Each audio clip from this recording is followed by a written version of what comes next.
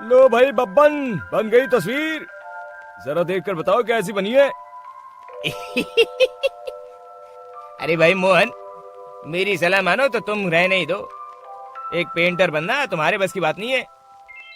हाँ, तुमने सही कहा। मुझे भी कुछ ऐसा लगता है। आज शाम की गाड़ी से मैं शहर वापस जा रहा हूँ। जरूरी काम आ गया है। शहर से वापस आने के बाद तुमसे मिलता हूँ। मोहन अपने घर के दरवाजे पर ताला लगा देता है और वहाँ से चला जाता है। फिर उसी रात अचानक तेज हवाएं चलने लगती हैं। चारों तरफ डरावना माहौल बन जाता है। तभी मोहन की बनाई हुई पेंटिंग की वो औरत एक खतरनाक चुड़ैल में बदल जाती है और पेंटिंग से बाहर आ जाती है।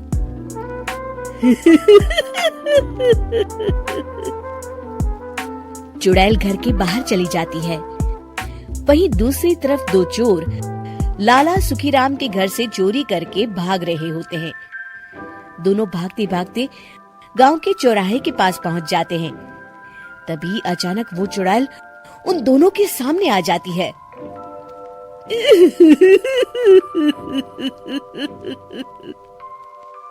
अरे मर गया रे! ये चुड़ैल कहाँ से आ गई? अरे मैंने तो तुझसे पहले ही कहा था कि आज अमावस्या की रात है। आज हमें चोरी नहीं करनी चाहिए।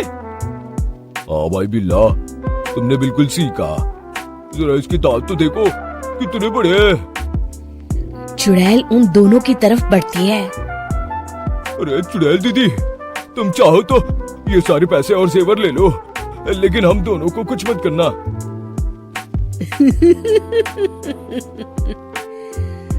पैसे और जेवर के लालच में तुम इंसान बिकते हो, हम चुड़ैल नहीं।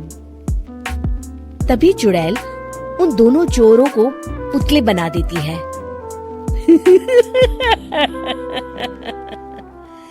मैं किसी को नहीं छोड़ूंगी।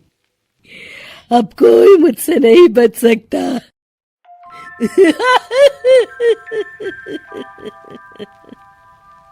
चुड़ैल अपने अगले शिकार की खोज में वहां से चली जाती है।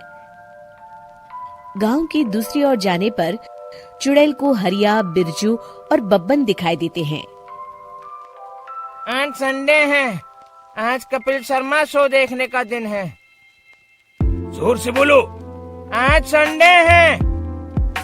मैंने नहीं सुना।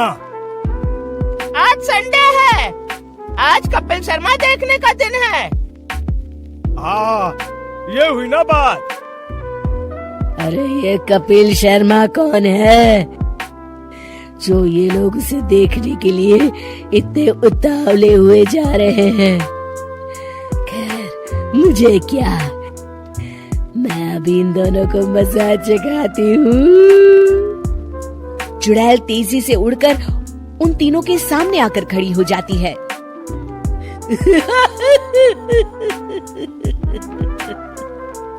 कपिल शर्मा शो बाद में देखना, पहले मुझे देख लो। बब्बन चुड़ैल को देखते ही पहचान जाता है। अरे ये तो तस्वीर वाली औरत के जैसी दिख रही है। मुझे अभी नहीं मरना है। अरे भागो रे!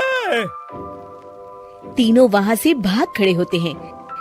बब्बन तो किसी तरह अपनी जान बचाकर वहां से भाग जाता है, लेकिन हरिया और बिरजू को चुड़ैल पकड़ लेती है और उन्हें पुतला बना देती है। फिर चुड़ैल बब्बन को पकड़ने के लिए उसका पीछा करती है, लेकिन बब्बन उसे कहीं नहीं दिखाई देता। अरे वो मोटा तो बड़ा तेज भागता है, शायद उस तरफ गया होगा। बब्बन एक दीवार के पीछे छुपकर बैठ जाता है और चुड़ैल उसके सामने से आगे निकल जाती है। बाल बच गया। अगली सुबह बब्बन सभी गांव वालों को सारी बात बता देता है। फिर उस चुड़ैल के डर से रोज शाम होते ही पूरे गांव में सन्नाटा छा जाता था और कोई भी अपने घर के बाहर नहीं निकलता था। अरे ये क्या हो गया? इतनी देर से घूम रही हूँ, अभी तक एक भी आदमी नहीं मिला। अरे कहाँ मर गए सबके सब? चुड़ैल वहां से चली जाती है, इस तरह कुछ दिन बीत जाते हैं। फिर एक दिन मोहन गांव वापस आता है। बब्बन उसे बताता है कि उसकी बनाई तस्वीर से एक चुड़ैल बाहर आ गई है। मोहन समझ जाता है कि ये कोई आम कागज नहीं है। वो जो भी उस कागज पर बनाएगा वो असलियत का रूप ले लेगा। अरे मोहन भाई, अब तुम क्या करने वाले हो? मेरे पास एक बहुत बढ़िया तरकीब है। मैं इस कागज पर उस चुड़ैल की एक ऐसी तस्वीर बनाऊंगा जिसमें वो तपती धूप के नीचे खड़ी दिखाई देगी, और फिर जैसे ही सवेरा होगा वो चुड़ैल इस कागज से निकलकर बाहर चली जाएगी और सूरज की तेज धूप में जलकर राख हो जाएंगी।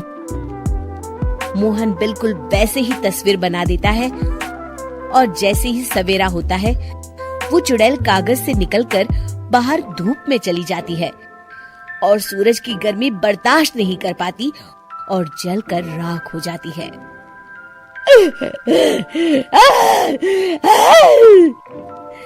ये मुझे क्या हो रहा है? मैं सूरज की रोशनी बर्दाश्त नहीं कर सकती। मेरा पूरा शरीर जल रहा है। और इस तरह चुड़ैल के जलते ही पुतले बने सभी लोग पहले की तरह इंसान बन जाते हैं।